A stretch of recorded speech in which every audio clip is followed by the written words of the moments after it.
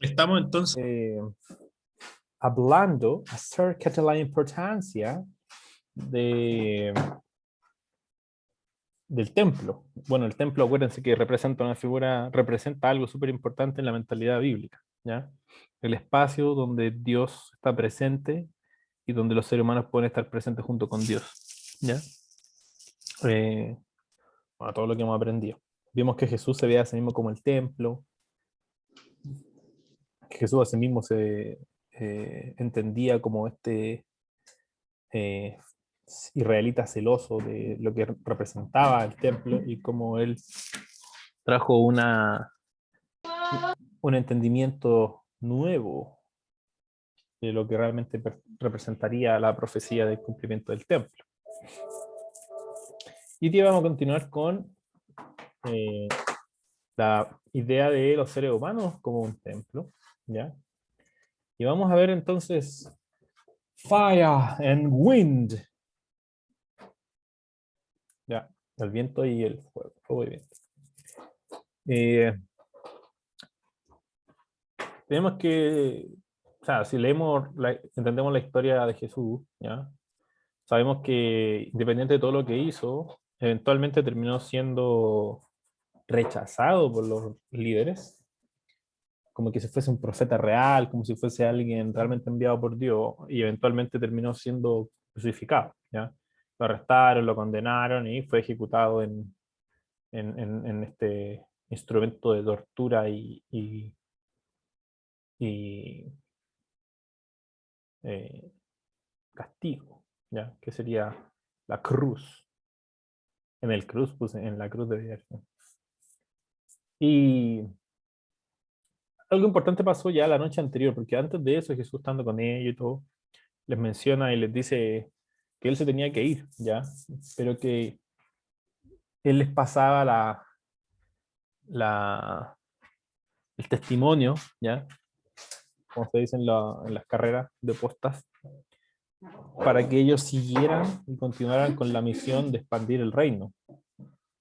Y que él enviaría al Espíritu Santo, el Espíritu de verdad, el consejero, ¿ya? El que está ahí para aconsejar, consolar, guiar, acompañar.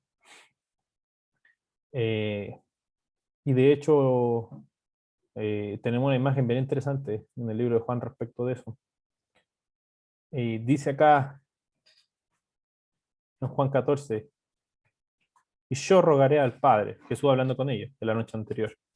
¿Ya? Y dice, y él les dará otro consolador. Consolador ahí no es la única traducción. Es difícil de traducir porque la palabra es paracleto. Y paracleto es como una persona que lo acompaña a uno y lo aconseja, lo consuela, lo representa a veces, lo guía, etcétera. Entonces, difícil traducir de una sola palabra, pero... Y dice, para que esté con ustedes para siempre. Es decir, al Espíritu de verdad. O sea, la idea del Espíritu de verdad obviamente está relacionada con conceptos del Antiguo Testamento sobre el Espíritu de Dios, de sabiduría y conocimiento y todo eso. O sea, Dios mismo en su manifestación, ¿ya? En su manifestación del Espíritu. Y, y, espérame un segundito,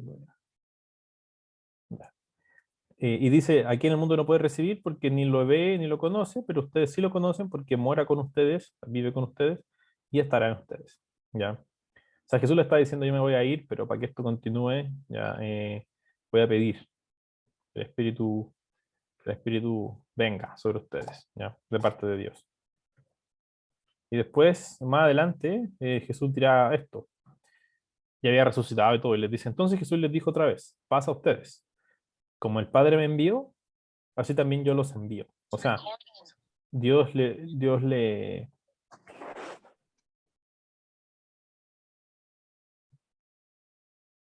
entregó una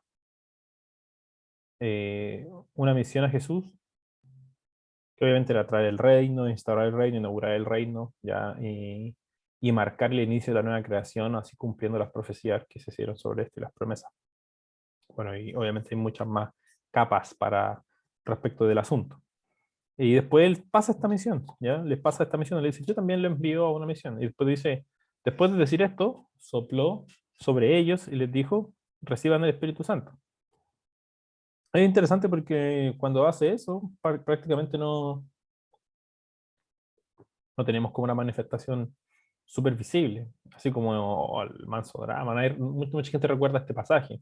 La gente recuerda más el pasaje del libro de los Hechos, pero aquí nos está diciendo Juan que Jesús les dijo, reciban el Espíritu Santo, sopló sobre ellos. Y es interesante que sople, ¿ya? ¿Y por qué lo hace? Porque básicamente la palabra soplar, ¿ya? La palabra soplido, aliento, viento, en griego es la palabra pneuma, en hebreo es ruach, y eso es, pues básicamente está diciendo, y sopló y les dijo, reciban el soplo santo. Básicamente eso es como si fuese de manera literal, se entendería así el juego de palabras. Entonces, después de todo eso,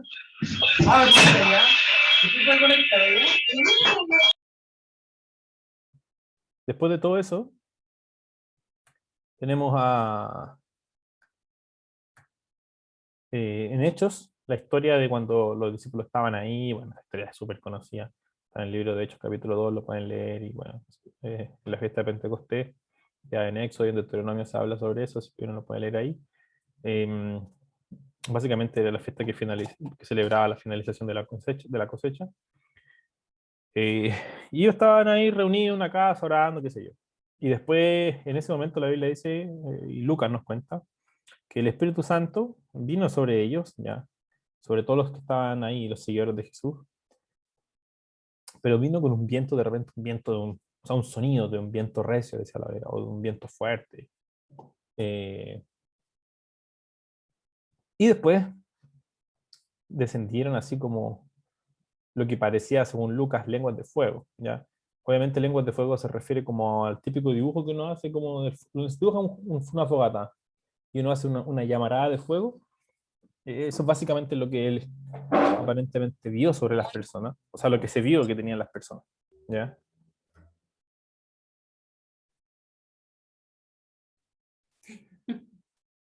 Entonces, apareció este ruido de viento así, huracanado, ¿ya? Como de tormenta, así, denso, denso. Y yo creo que, no sé, a ver.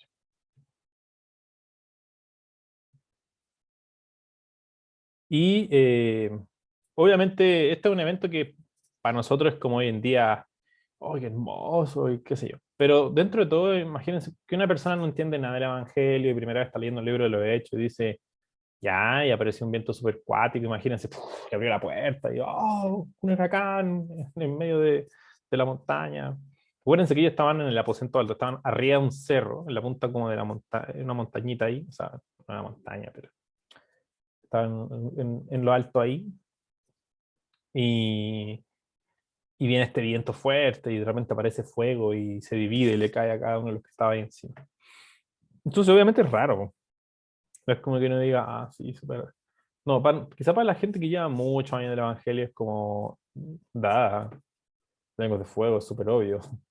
Porque obviamente es una cuestión que uno escucha mil veces, porque por ejemplo en el mundo, en ciertas ramas doctrinales o denominacionales, esto es súper hablado y súper predicado y súper sabido y qué sé yo. Eh, las personas incluso tienden a confundir o a relacionar el hecho que diga lenguas de fuego con lo que pasa después, con las lenguas que ellos hablan y todo. Básicamente no es porque es la forma que tienen, pero lo que voy es que como es muy, muy conocido, entonces una vez es como que le pierde la, como la sorpresa o ¿cómo se dice? Como maravillarse con la cuestión, así como, oh, ¿qué será? ¿Ya? Que realmente es súper raro, o sea, fuego y todo eso. Entonces, para nosotros igual es como bien fantasioso que de repente aparezca fuego, fuego, fuego, fuego, ¿ya? Y se aparezca en las cabezas de las personas y una llama de fuego encima de las personas y que obviamente no los queme. Y más encima mezclado con viento de tormenta, ¿ya? Viento de tormenta, así. Esa es la idea, o sea, como la idea de la expresión en griego es, o sea, como viento de tormenta, como que estuvieran metidos dentro de una nube. No sé si alguna vez ustedes han preguntado, miran los cerros, y dicen, ¿cómo será estar dentro de una nube? Como esas que se ponen en los cerros. Y básicamente es como una neblina, ¿no? Pero bueno, con mucho viento, así.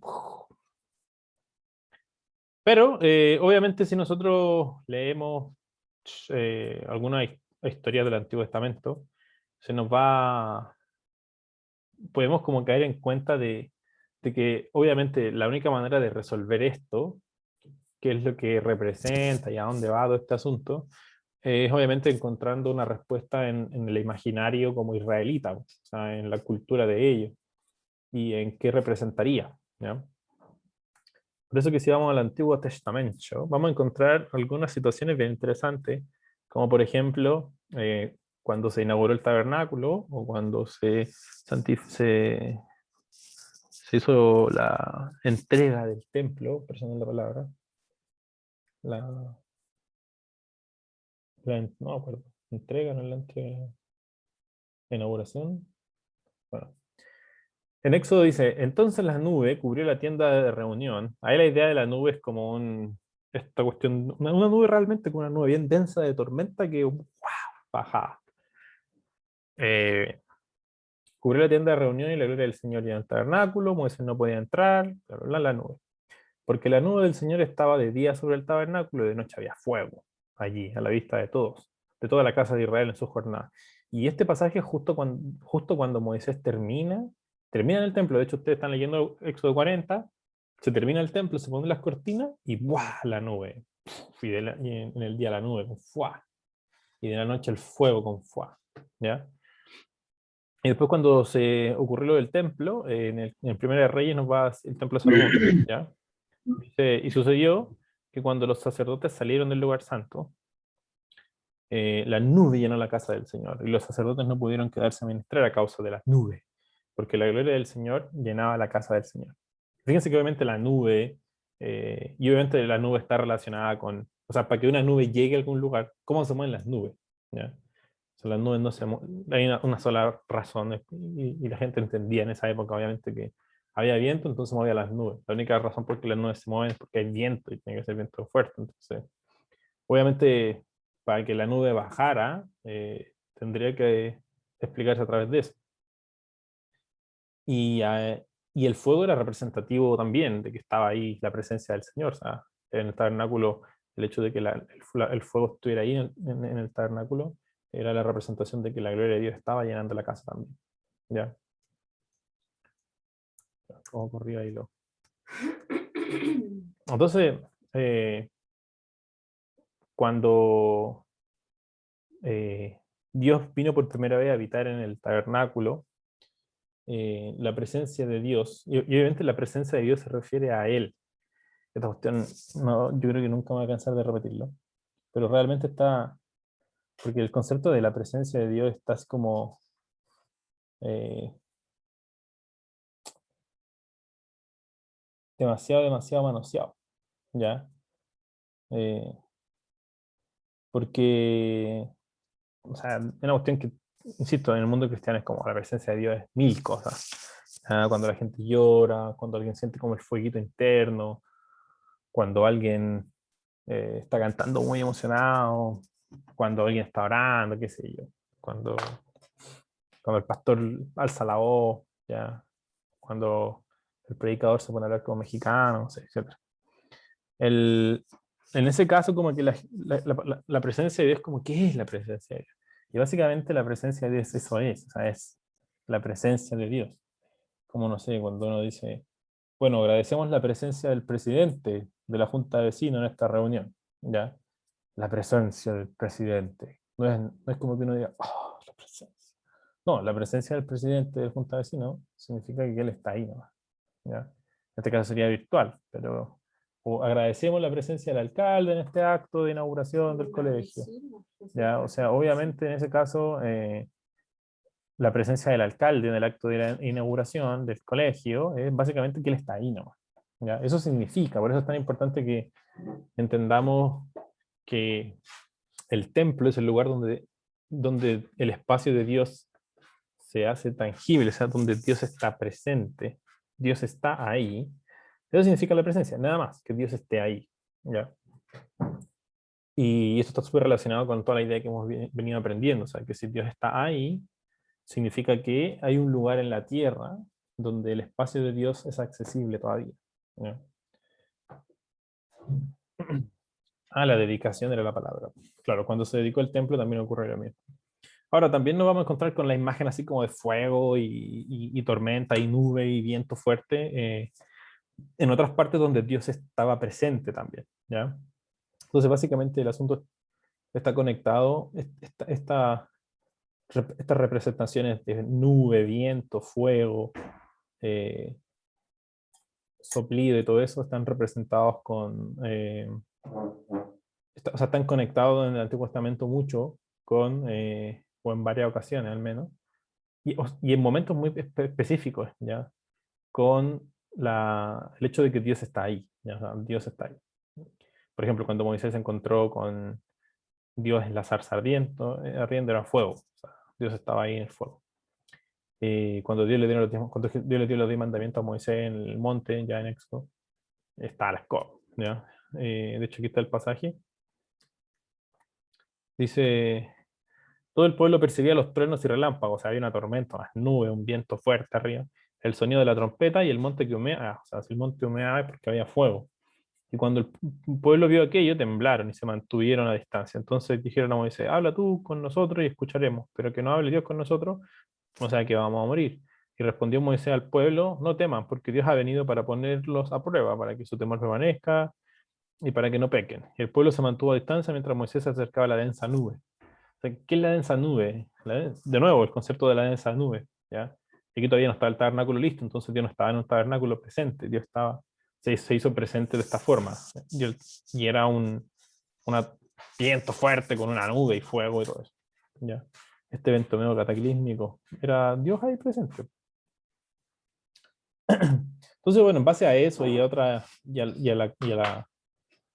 a la relevancia de este tipo de ideas conectadas a la manifestación de que Dios está presente en dicho lugar, eh, lo que Lucas está describiendo ya en este momento, como que fuego desciende sobre los seguidores de Jesús, que hay un numa que está entrando fuerte, ya un viento que está entrando fuerte. Eh, Claramente no podemos pensar otra cosa, o sea, la presencia de Dios estaba llegando y se estaba sentando sobre un templo, o sea, Dios estaba presente, Dios estaba participando de la inauguración de un nuevo templo.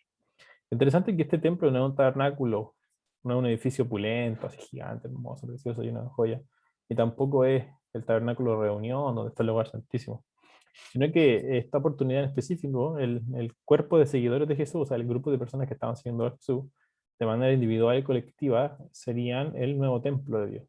Y hay un evento de inauguración súper claro, o sea, eh, y en la mentalidad de los israelitas de la época, los que experimentaron eso, está realmente relacionado. Ahora, ¿cómo uno puede saber que esto está relacionado? Bueno, haciendo un análisis de cómo estas figuras se representan en el Antiguo Testamento. Y no solo eso, sino también cómo ellos empiezan a hablar sobre este concepto de que realmente ellos se consideran como un templo. ¿Ya? Eso es súper importante porque eh, si no existiera ningún tipo de expresión respecto de los escritores de la primera iglesia, de los apóstoles y eso, en los que ellos relacionaran o confirmaran o enseñaran o declararan, qué sé yo, o hicieran referencia a que eh, los cristianos, los seguidores de Jesús, son realmente un nuevo templo de Dios. Ellos son el templo de Dios. Ellos son el lugar donde Dios habita, el lugar donde los cielos y la tierra se conectan, el lugar donde el reino de Dios se hace visible ahora. O sea, el templo de Dios, donde Dios está presente y donde quiera que ellos vayan, Dios estará presente también a través de ellos. Entonces, en ese sentido, si no existiera nada relacionado a eso en el Nuevo Testamento, obviamente no podríamos sacar estas conclusiones, pero como la Biblia tiene una tónica súper clara respecto de ciertas ideas, nos vamos a dar cuenta de que esto sí marcó un precedente súper fuerte y era parte de la doctrina de ellos. O sea, para ellos era súper claro el hecho de que el templo real no era el edificio. Y, y lo que dejó tan claro Dios es que Él era el nuevo templo. Así lo dice Lucas, que los discípulos lo entendieron después. Ya cuando resucitó Jesús, y Jesús le abrió los ojos y todo, y le habló, entendieron que Jesús, cuando habló de eso, de arriba en el templo, que yo lo voy a reconstruir en 3 días, estaba diciendo que el templo no era ese edificio, sino que el verdadero templo era el mismo. Y después él transmitió esta categoría, esta cualidad a todos los seguidores, ¿ya? De Jesús. Entonces, ahora los seguidores de Jesús se han transformado en mini templos, ¿ya? O sea, son templos del Espíritu donde la presencia santa de Dios habita. O sea, esa presencia que, por ejemplo, Isaías vio en el capítulo 6, en esa visión que tuvo, o cuando Ezequiel vio que esa presencia se iba del templo de Israel por causa de la corrupción de Israel, entonces el templo se quedaba despojado de esa presencia. Y que después Jesús dice, oye, eh, en mí, a través de mí, verás que suben y bajan ángeles, ¿ya? Haciendo referencia a cuando Jacob vio que eso era una puerta del cielo, ¿ya?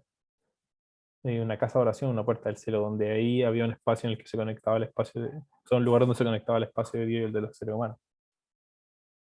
Básicamente donde se reúnen nuevamente los cielos y la tierra, como en el inicio. Entonces, en este caso, Jesús mismo es el que se considera él. Y después los apóstoles entienden esa enseñanza y se consideran ahora ellos, teniendo exactamente lo mismo que Jesús era en ese sentido, se le transmite a ellos también. Entonces vamos a ver cuáles son las implicaciones generales, ¿ya? de, de esta realidad, o sea, de que los seres humanos se hayan transformado en el templo itinerante, el templo caminante de Dios. Y es súper importante, primero, ya, que o sea, no seamos apresurados a tomar conclusiones, sin previamente sentar principios de cómo realmente deberíamos sacar las conclusiones con lo que tenemos. La única forma, ya, en la que se puede realmente entender qué significa ser templo de Dios, no solo eso, sino la única manera en la que se debe entender eso, es a través de entender y de poder correctamente analizar lo que realmente el templo de Dios representa en su inicio, o sea, ¿para qué lo hicieron? ¿Cuál era el propósito?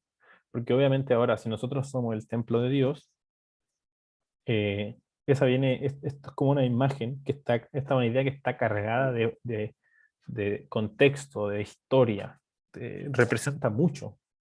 Entonces, para una persona del primer siglo, imagínense para un israelita que le digan, tú eres el templo de Dios ahora, Dios habita en ti. Para nosotros es como, "Uf, Padre, amén, Dios habita en mí, aleluya, dame doble". Pero en esa época era, no, o sea, no. Imposible. ¿Qué estás hablando? ¿Qué estás hablando? El templo es el lugar sagrado, el edificio sagrado que Dios mandó construir, donde Él habita. Él solamente está en ese hermoso lugar sagrado. Los dioses solamente habitan, incluso ni siquiera, incluso fuera de Israel, los falsos dioses también habitan en templos, en sus propios lugares sagrados. Los dioses no habitan en las personas, ¿ya? No habitan en las personas, ellos habitan en ese puro lugar. Ese es el punto de contacto donde ellos están y nosotros vamos a rendirle culto, a rendirle sacrificio. No tiene sentido. Entonces Jesús dice, yo soy el templo y ahora ustedes son el templo.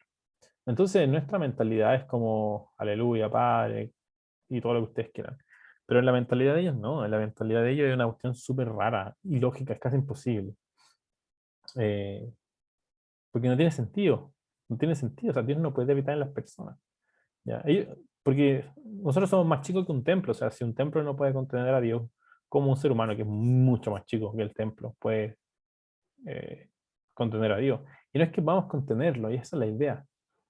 Es que Dios es la idea de ser el templo solamente se entiende en por qué nació. Entonces, si un israelita no le pregunta qué es el templo, va a decir, bueno, es el lugar sagrado donde Dios está y nosotros rendimos culto.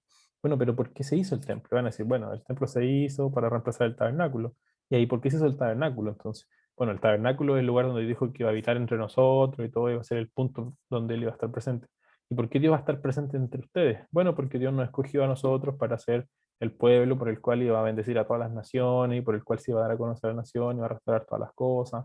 Y ahí, ¿por qué Él tiene que habitar entre ustedes? ¿De dónde sacaron esa idea? Ah, bueno, es que o sea, Jacob tuvo un sueño y en ese sueño él vio que el espacio de Dios todavía se puede integrar con el de nosotros, que todavía existía la esperanza de que Dios iba a habitar entre su pueblo. Dios iba a estar ahí presente, pero obviamente ya no podría ser porque nosotros fuimos expulsados del Edén y perdimos esa oportunidad y Dios cogió a nuestro padre Abraham y a él se le manifestó y después a Isaac y después a Jacob. Entonces obviamente para ellos tiene un origen súper claro, o sea, ¿ya? Que obviamente a través que pasa la historia se va cargando de más ideas, de más contextos, se va haciendo más complejo, pero en el inicio,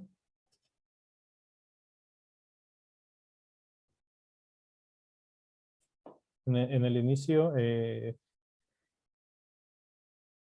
el inicio todo está relacionado con la idea de poder restaurar el orden de la creación, de para qué Dios hizo al ser humano.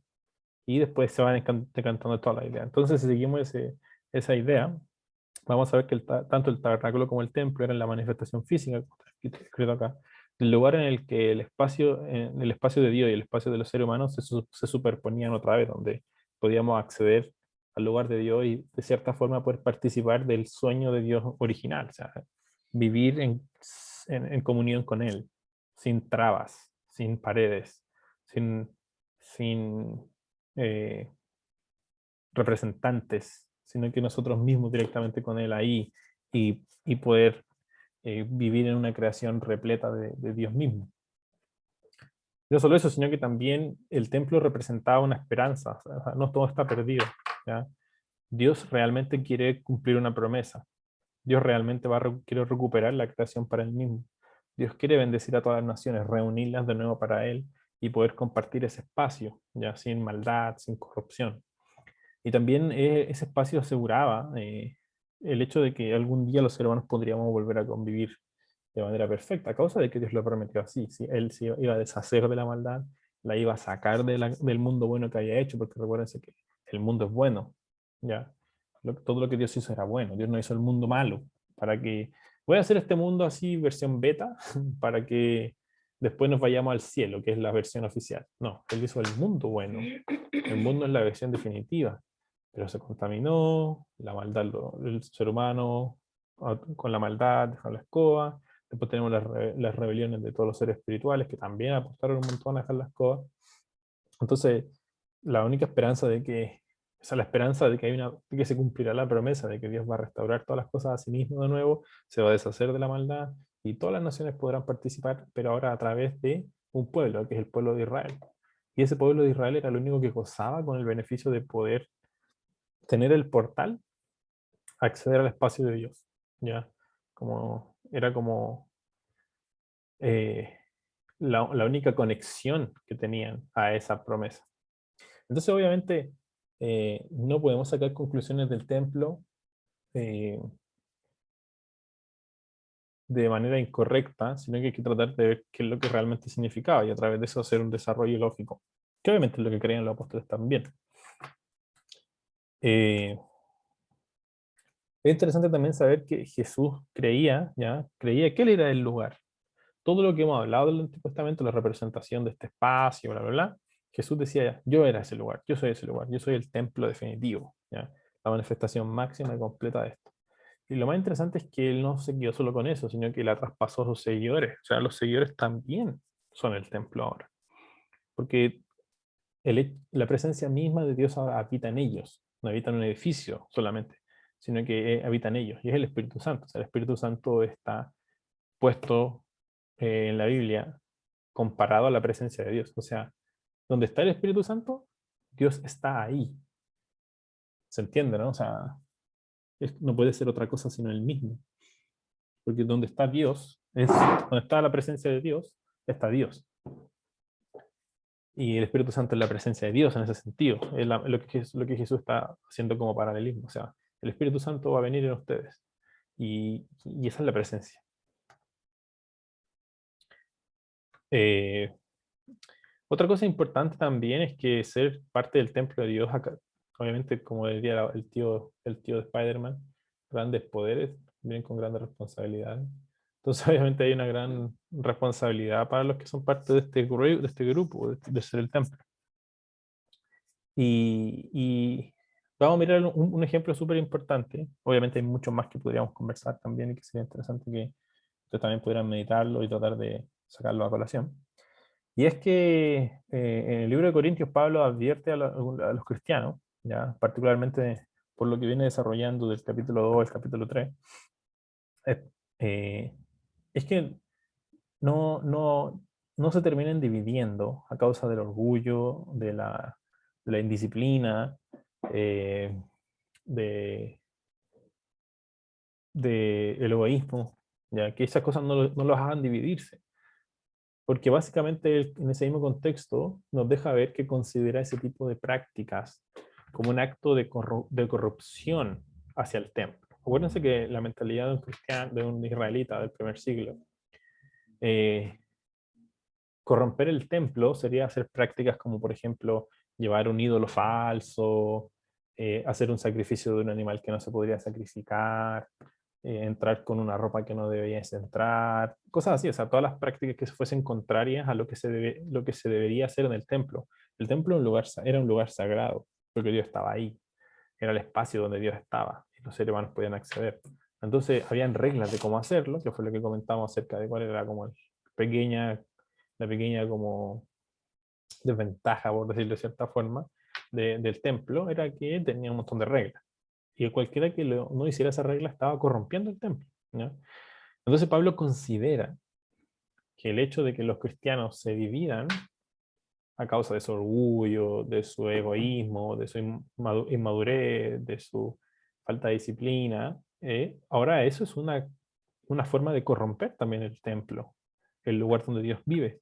Por eso que le escribe en el pasaje, dice, no saben que son templos de Dios. Y esto en Roma, en capítulo 3, o sea, en el mismo pasaje de la división. ¿No saben que son templo de Dios y que el Espíritu de Dios habita en ustedes? O sea, fíjense estas dos ideas. Estas dos ideas están totalmente conectadas con lo del Antiguo Testamento. El Espíritu de Dios, que es la presencia de Dios, habita en el templo. Por eso es sagrado. ¿Ya? Por eso es sagrado. Dice, ustedes son el templo y el Espíritu habita en ustedes. O sea, ustedes son realmente sagrados. Es lo que veníamos conversando de antes. ¿Ya? Y dice, si alguno destruye el templo, o sea, ¿qué está diciendo? ¿Quién es el templo? Las personas.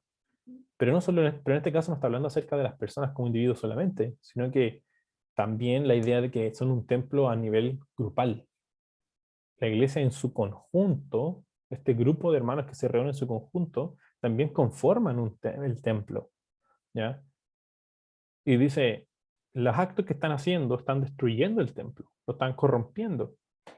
Y dice, si alguno hace eso, Dios lo destruirá a él, porque el templo de Dios es santo, el templo de Dios es santo. O sea, y eso es lo que son ustedes.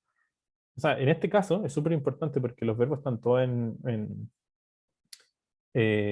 cuando dice usted, o sea, son vosotros, también en un pasaje que vamos a ver después, los verbos están en segunda persona plural, que o significa todos ustedes.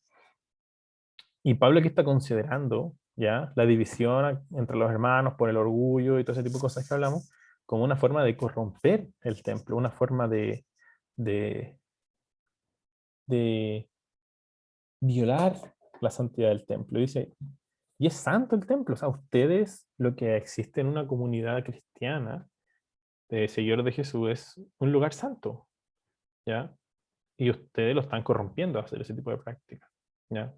Súper importante el contexto, porque si esto fuera un contexto nada que ver, no podría aplicar. Y cualquiera que conoce un poquito la historia del 1 Corintios sabe que 1 Corintios 3 es exactamente el pasaje central de cuando Pablo habla acerca, si bien él viene preparándolo de antes, el pasaje, la idea central o el clímax de la idea de la división en la iglesia es 1 Corintios 3. Entonces, obviamente, Pablo en el contexto está hablando de eso. Y usa esta analogía súper importante. O sea, esto nos da obviamente una clara idea de que la mentalidad de que los seres humanos eran un templo y la iglesia en sí misma es un templo, no el edificio, sino que la comunidad, las personas, cada una de las personas. Y que así como el templo antiguo, el templo que se construyó, el tabernáculo, era sagrado, Y había cosas que no se podían hacer porque es sagrado, porque Dios está ahí, porque es el espacio donde podemos acercarnos a Él. Ya es como, es como que en el jardín del Edén no se podía desobedecer a Dios, no se podía hacer cosas que involucraran la maldad, porque obviamente terminarían sacándolos de ahí, porque ese es el lugar de Dios. Así como en el tabernáculo y el templo, existen cosas que no se pueden hacer porque van en contra, violan la santidad, corrompen la santidad del templo. Entonces Pablo está usando esa imagen para decir que cuando los cristianos tienen este tipo de prácticas, es tan fuerte y tan maligno como cuando en el Antiguo Testamento las personas traían, no sé, estatuas de Dagón adentro del templo, o ponían estatuas de claro, claro, sacrificaban un chancho, qué sé yo, en el templo, o sea, literalmente así de fuerte. Y eso es mucho que decir, ya es súper fuerte. Eh, entonces, ser templo de Dios, ¿ya? Tiene una gran responsabilidad común, no solamente individual, sino que también en común. Uno puede corromperse. Aquí vimos un ejemplo de cómo se podría corromper el templo en un sentido común, en el sentido de la comunidad de los cristianos, de los seguidores de Jesús, de las iglesias, etc. Pero también Pablo habla acerca de el templo de Dios y cómo se debe cuidar de manera individual. Que también yo puedo corromper el templo de manera individual y también podemos corromper el templo de manera general, de manera común, ¿ya? Y ambas son terribles. O sea, tenemos que analizar cuál es la analogía del templo. Entonces, todas las malas prácticas que se hacían con el templo, de cierta forma, traían corrupción, vergüenza, molestia a Dios, deshonra, infidelidad, etcétera, etcétera, etcétera. Entonces, las mismas prácticas, o sea, de la misma forma, en el Nuevo Testamento, con el Nuevo Templo y todo eso, la Biblia nos advierte siempre a cómo debe vivir el cristiano. Nos dice cómo debe vivir el cristiano, cómo se debe presentar delante del Señor, lo que tiene que creer, practicar. Y obviamente ir en contra de esas cosas, siendo uno ya un templo de Dios, siendo uno ya parte del templo, obviamente genera corrupción del templo. ¿Ya? Entonces, igual de malo, y en este caso mucho peor, porque este es el templo definitivo, la manera que Dios decidió de hacerlo la manera en que Él decidió cumplir sus promesas respecto del templo. Y es importante también que Pablo usa esta analogía para explicarles también a las personas, a los nuevos creyentes, que era necesario cambiar sus comportamientos, ¿ya? Y verse a sí mismos de forma distinta, ¿ya? Y con esto no me refiero a ya no me veo como hombre, me veo como niña, sino que ya no verse como, no sé, po, la persona que yo me pensaba, o que mi cuerpo es para pasarlo bien, o yo lo quiero pasar bien, y me gusta hacer esto y lo otro, y total es mi cuerpo, cuestiones así, ¿ya? Sino que no, el cuerpo es más que eso. Y nos vamos a encontrar, por ejemplo, que en el libro de Corintios, en los mismos Corintios, había un grupo de personas que aparentemente seguían participando de las comidas rituales, ¿ya? O sea, era común que en los templos paganos era uno de los principales lugares donde uno podía comprar carne, y obviamente bueno, tenían los animales ahí, los faenaban, qué sé yo, uno podía comprar, y aparte de eso, también lo sacrificaban y ellos comían, y lo pasaban bien, y se tomaban sus copetitos, y no solo eso, sino que también se acostaban con las prostitutas que trabajaban en los templos, particularmente la iglesia de Corinto, que era común que hubiesen sacerdotisas que la manera en que ellas adoraban a Dios era obviamente teniendo sexo ahí en el templo. Entonces, obviamente, habían cristianos que se habían convertido recién y practicaban eso, porque era como, ya, ¿cuál es el problema? O sea, si somos libres en el Señor y qué sé yo. Entonces, Pablo obviamente les llama la atención, y ahí les dice el manso texto. Pero lo vamos a leer entero, o sea, son 18 versículos. Ya dice, y en este contexto, el mismo contexto, van a saber que el mismo contexto, ¿ya? Todas las cosas me son lícitas, pero no todas me convienen, o la de la América dice, no todas son de provecho. Todas las cosas me son lícitas, pero no me dejaré dominar por ninguna, ¿ya?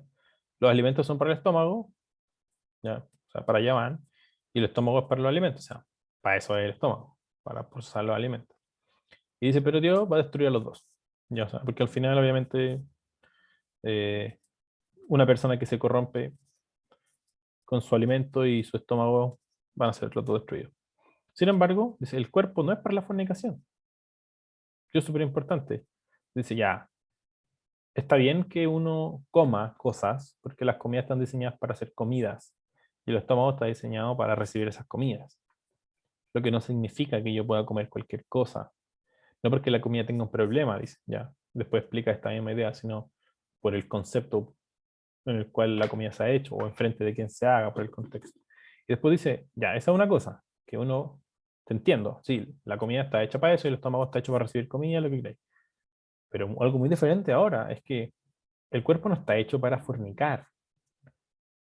¿Ya? El propósito del cuerpo, ya, el propósito del estómago es procesar comida, pero el propósito del cuerpo no es fornicar. Por eso que cuando Pablo trata el asunto de lo que se come, ya lo hace con muchos matices respecto del contexto. Pero en el caso de la fornicación no hay contexto bueno para fornicar, ¿ya? No. Aquí tiene otro nivel de problema, ¿ya? Perdón. Y el razonamiento lógico es súper interesante. Y después dice, no, el cuerpo está hecho para el Señor. El Señor es para el cuerpo también. Y dice, y Dios, que resucitó al Señor, también nos resucitará a nosotros mediante su poder. Súper importante cómo Pablo mete ahí la idea de la nueva creación a cada rato.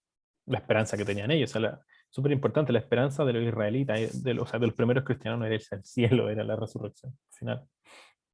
Y dice, ¿acaso no saben que sus cuerpos son miembros de Cristo? Y es importante porque después vamos a ver cómo los cristianos desarrollaron la idea de que la iglesia es el cuerpo de Cristo. ¿Ya? O sea, son el templo de Dios. Y dice, ¿tomaré acaso los miembros de Cristo y lo haré miembros de una ramera? Obviamente que no. Dice, ¿o no saben que el que se une a una ramera es un cuerpo con ella? Porque él dice, o sea, Dios dice, los dos vendrán a ser una sola carne. Génesis 2. Pero el que se une al Señor es un espíritu con él. Huyen de la fornicación. Todos los demás pecados que un hombre comete están fuera del cuerpo, pero el fornicario peca contra su propio cuerpo. ¿O no saben que vuestro cuerpo es templo del Espíritu Santo que está en vosotros? O sea, ¿no saben que el templo, o sea, que su cuerpo es templo del Espíritu Santo? Porque sí, el Espíritu Santo está en ustedes. ¿Y por qué lo tienen? Porque Dios se los dio.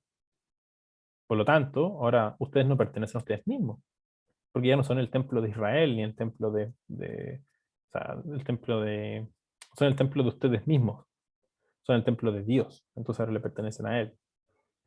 Dice, porque fueron comprados por un precio, ¿ya? Por lo tanto, glorifiquen a Dios en su cuerpo, en su espíritu, los cuales son de Dios. Esto es súper importante porque Pablo usa la idea de ser un templo de Dios y de lo sagrado que tiene que ser un templo de Dios y que el templo de Dios no le pertenece a la persona, sino que le pertenece a quien es, o sea, al Dios para el cual está dedicado. Entonces en este caso le está diciendo, hay cosas que no se pueden comer porque son parte del templo, pero hay cosas que son mucho más graves, ¿ya? Que es la fornicación, meterse con rameras. Las rameras en su mayoría en Corinto no eran como que estaban para una esquina así, sino que realmente la mayoría de las rameras y la prostitución se daba a niveles como religiosos, con sacerdotisas, cosas así. No que no existiera el otro tipo, ya, pero era más común también el otro. Mm. Y las sacerdotisas no cobraban, obviamente, porque estaban haciendo un servicio para el Señor, o sea, para su Dios. Había otras rameras que sí cobraban.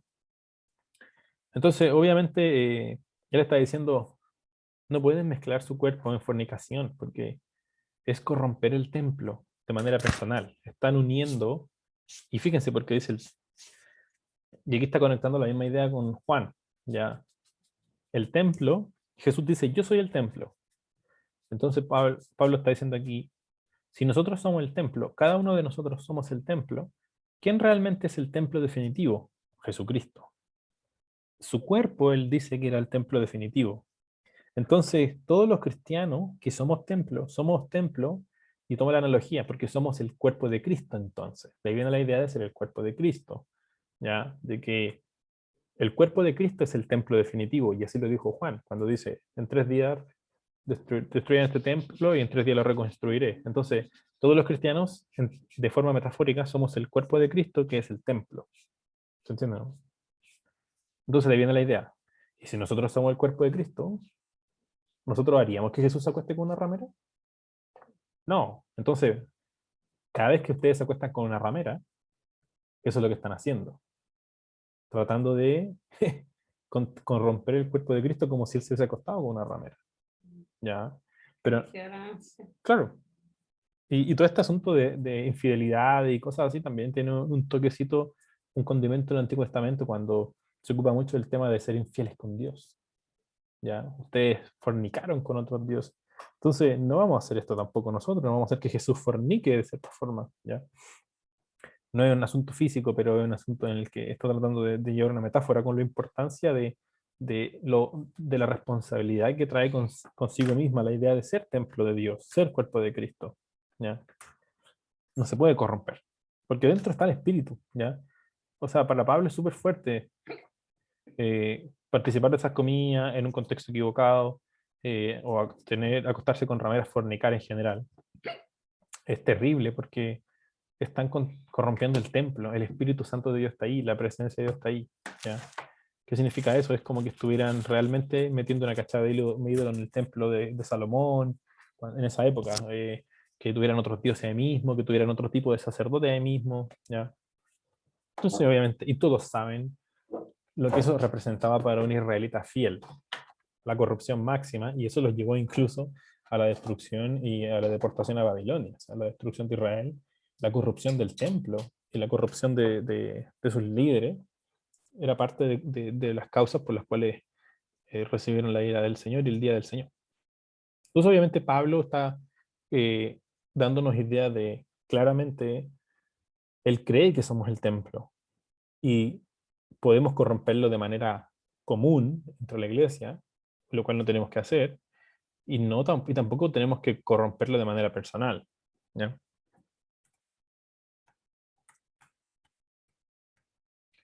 Entonces, en esta nueva realidad, ya la de ser templo, es una idea súper fundamental, fue una idea súper fundamental también durante todo el Nuevo Testamento, y esto ayudó a que la iglesia generara esta identidad de que son el cuerpo de Cristo, porque ¿cuál es el templo definitivo? El cuerpo de Cristo. Entonces nosotros, metafóricamente, al ser templos, a causa de Cristo, somos su cuerpo. ¿Ya? Y obviamente los cristianos se veían a sí mismos como el cuerpo de Cristo, como el templo de Dios. Y si uno es lo suficientemente, eh, o si uno está atento para poder trazar el significado de ser templo de Dios hacia su origen y a la representación, obviamente es que somos el espacio ahora donde eh, se puede acceder al espacio de Dios, al lugar de Dios. ¿Ya? Somos parte también de la conexión entre el espacio de Dios y el espacio de los hombres. O sea, básicamente estamos haciendo ese trabajo. Y otra cosa importante también es que ser templo de Dios representó un cambio vocacional, ¿ya? O sea, de trabajo.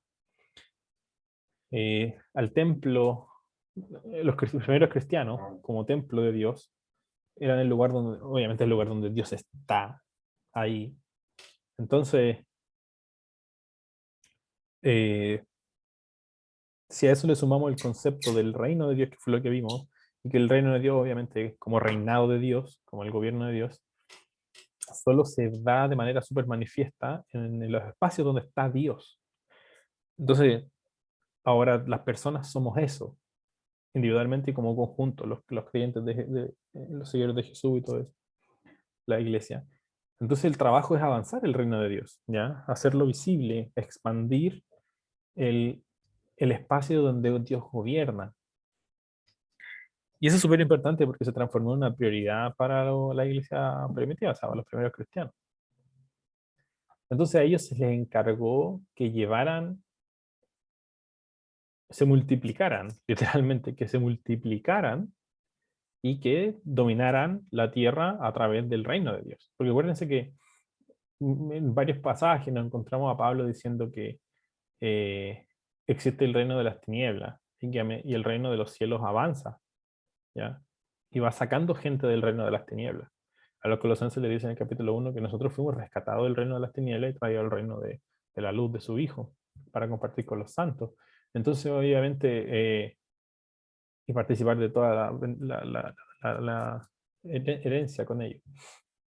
Entonces, el trabajo de la iglesia, como templo, como el lugar donde Dios está, y como reino, siendo ese entonces el reinado de Dios ahora, avanzar es el reino de Dios, ¿ya? Avanzar, avanzar, avanzar, y empezar a ganarle territorio a las tinieblas. ¿Y cómo le gana territorio a las tinieblas? Básicamente, sacando a las personas de ahí y que las personas vayan entrando al nuevo reino y se hagan parte de este espacio y sean templo de Dios también. Y de cierta forma, eh,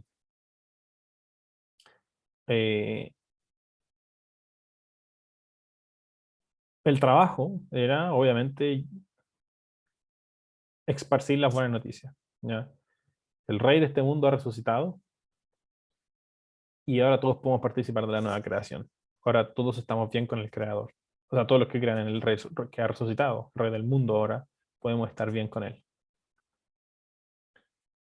Eh, entonces podríamos decir que Jesús obviamente inauguró el reino de Dios, que es lo que hablamos la otra vez, y le encargó a los discípulos que se multiplicaran y sometieran ahora la tierra al reino de Dios, pero con la metodología del reino, ¿ya?